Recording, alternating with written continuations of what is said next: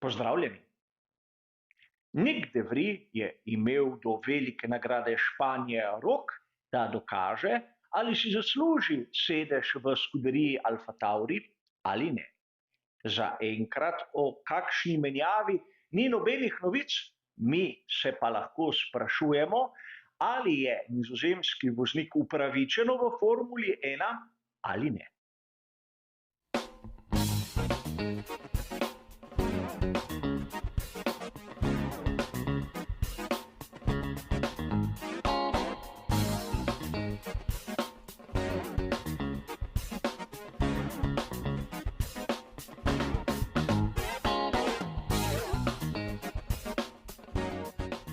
Nick de Vries je eden izmed tistih voznikov, ki so venomer izjemno mnogo obetali, ampak večino kariere se na to ni ponudila prava priložnost.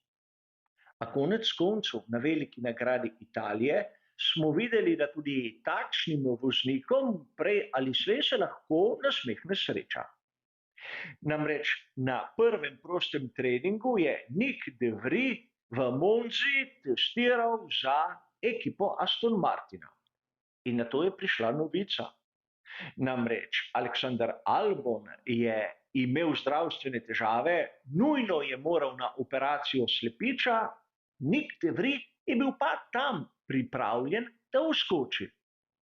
In prav na veliki nagradi Italije je dosegel 9. mesto in 2 točki. Čeprav bi lahko dejali marsikaj, naprimer, da dirka za veliko nagrado Italije v sezoni 2022 se je končala za varnostnim avtomobilom. A Nick de Vries je izkoristil priložnost in tako opozoril nase. Vtis, ki ga je naredil, je bil tako močan, da pri skuderiji Alfa Tauri oziroma Red Bullu so ga želeli zase, čeprav je bil pod pogodbo z Mercedesom in čeprav so sami imeli v mladinskem pogonu kar nekaj zanimivih imen. A sam Helmut Marko je dejal, da začetek sezone je bil pod pričakovanji in Nicku de Vriesu je dal rok veliko nagrado Španije, da se izboljša, da se popravi. In pred veliko nagrado Kanade nismo nikjer zasledili, da bi Nicka zamenjali, torej nekako je upravičil zaupanje Helmuta Marka, čeprav bodimo iskreni, kakšnega izboljšanja, kar se tiče rezultatov, vsaj jaz nisem zapazil. Približno tam je kot na začetku sezone, ker je Yuki Tsunoda edini sposoben prinesti tu pa tam kakšno točko. Nick de Vries je še stopničko odzadaj. In sedaj bo marsikdo izmed vas upravičeno dejal, da je treba vozniku tudi dati čas, mu pustiti dovolj priložnosti, da bo kaj pokazal. Res, Nick de Vries je bil fantastičen na tisti prvi dirki, ko je dosegel verjetno več, kot je upal tudi sam. A po drugi strani, če pogledamo malce podatke, bomo videli, da Nicka de Vriesa ne smemo nekako imeti za nekega novinca. Je svetovni prvak v Formuli E. Poleg tega je osvojil tudi naslov prvaka v Formuli 2. In kar je bistveno bolj pomembno, Nick de Vries je star. In to precej, ukolikor gledamo na tiste standarde, ki veljajo v svetu Red Bulla oziroma Alfa Taurija.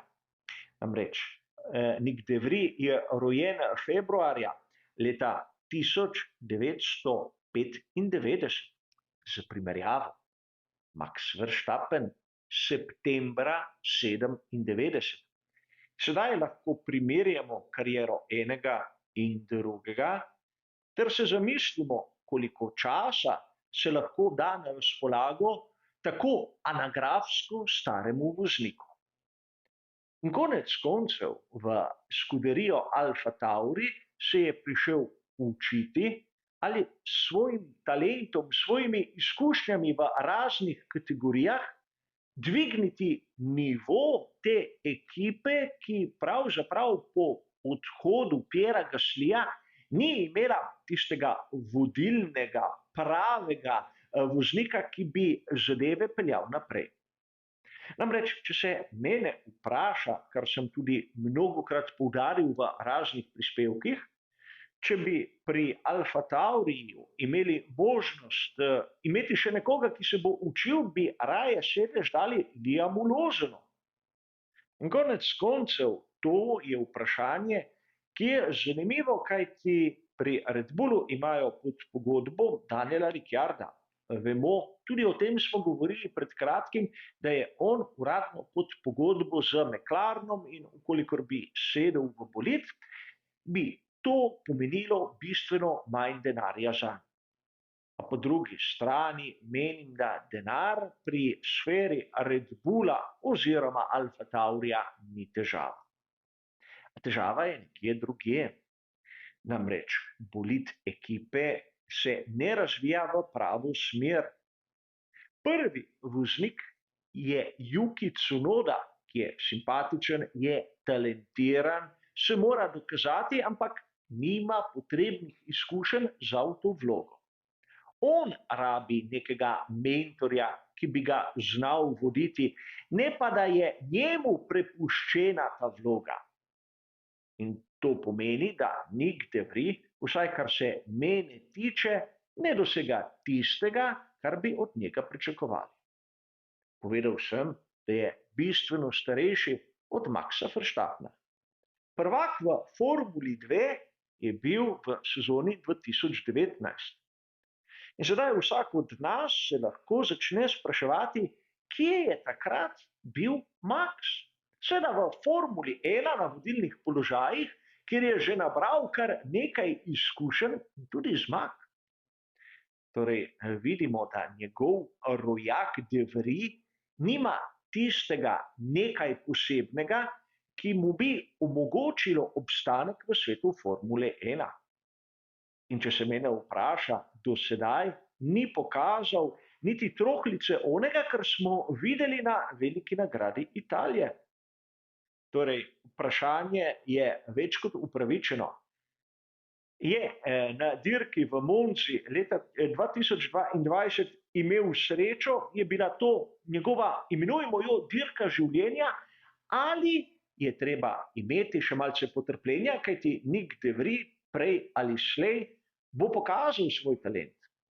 Ne smemo kriviti bolida, kajti če je slab letošnji Alfa Tauri, kaj je bil lanski Williams?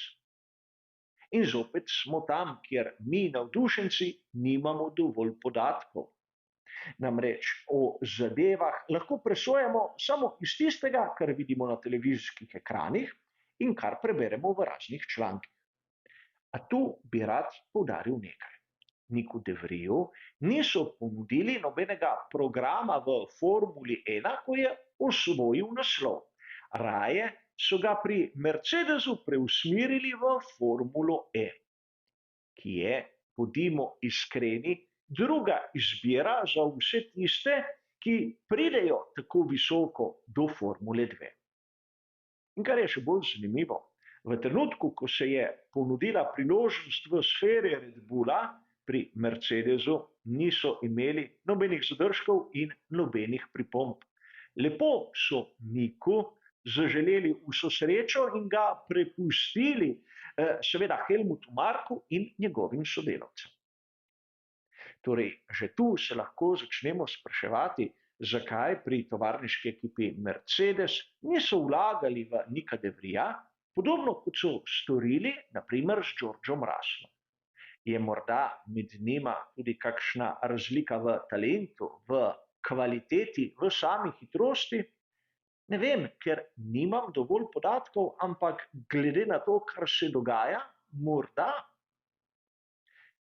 In če Nick de Vries bo nadaljeval letos sezono pri Alfa Tauriju, kaj lahko pričakujemo? Kaj bistveno več od tistega, kar smo videli do sedaj? Namreč, če bo končal dirko za veliko nagrado tam okrog 13. 14. mesta, bo upravičil praktično zaupanje in sredstva, ki se vlagajo vanj, Po mojem osebnem mnenju ne. A o Niku de Vriju smo pogostokrat slišali le vse tisto dobro. Danes je bil čas, da tudi pokažemo na tiste manj pozitivne zadeve in tiste številke, ki mu kažejo malce v nasprotno smer. Namreč, kot sem povedal, ni ne mlad in niti ni svoje matične ekipe Mercedesa prepričal, da bi vlagala vanj. Poleg tega je imel kar nekaj čudnih sodnih zapletov zaradi financiranja njegove kariere, čeprav se je zanj vse srečno končalo. A to ni nekaj novega v svetu motošporta. Skoraj vsak voznik je podvržen takšnim in drugačnim mahinacijam. A Nik de Vries, po tistem, kar je pokazal v letošnji sezoni, bo verjetno prisoten le eno leto. Presenečen bi bil, če mu bi pogodbo podaljšali. A vprašanje je, če bo zdržal prav do finala. A po drugi strani, če smo iskreni, v tem trenutku pri Red Bullu kljub množici mlajših voznikov, razen Liama Lawsona, verjetno nimajo nikogar, ki bi bil pripravljen vskočiti. Z izkušnjami pa takšnega voznika v njihovih vrstah zaenkrat ni. In to je verjetno poglavitni razlog, zakaj Nika de Vriesa bomo gledali tudi v naslednjih velikih nagradah. A kot običajno, moje osebno mnenje in moj pogled. Hvala za vašo pozornost in nasvidenje.